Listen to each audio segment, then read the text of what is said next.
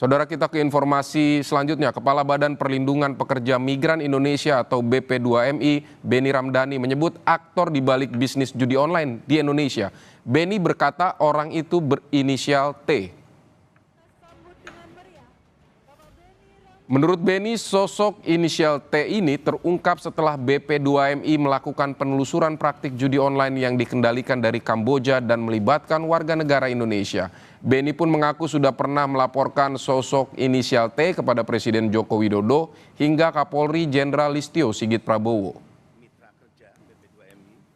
Karena kita tahu persis ada adagium yang mengatakan ketika kita mengetahui terjadinya sebuah kejahatan, maka kita membiarkannya, maka kita adalah bagian dari kejahatan itu sendiri. Ada dua hal yang ingin saya sampaikan, Mbak.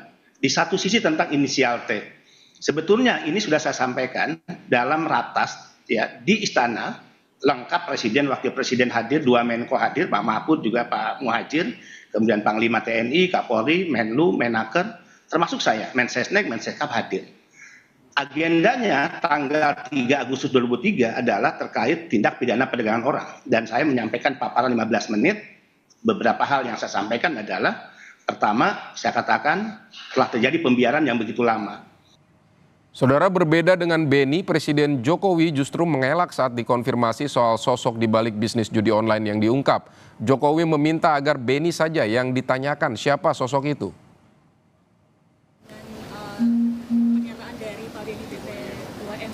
Inisial T itu adalah bandar judi online yang tidak terjadi dan beliau mengatakan juga bahwa Bapak sudah mengetahui itu, Pak.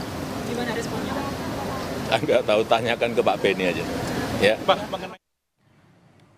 Kepala PPATK Ivan Yustia Vandana buka suara terkait sosok berinisial T yang disebut mengendalikan bisnis judi online dan scamming online di Indonesia. Ivan mengatakan pihaknya tidak takut untuk mengungkap sosok T tersebut, meski tidak dalam kapasitas melakukan penindakan.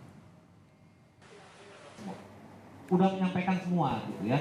Kalau inisial apapun juga inisialnya, dari 2 juta nama juga pasti. Sebut saja satu huruf di antara 28 huruf yang ada sudah pasti ada.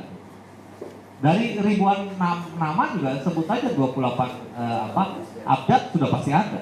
Dikombinasi apa? Sudah pasti ada. Enggak. Tidak dalam konteks kebal hukum. Saya pikir tidak dalam konteks kebal hukumnya. Ini adalah dalam konteks bagaimana membuktikan siapapun juga yang ada di dalam datanya itu benar-benar masuk konteks terkait dengan adanya pelanggaran pidana, adanya pelanggaran hukum gitu.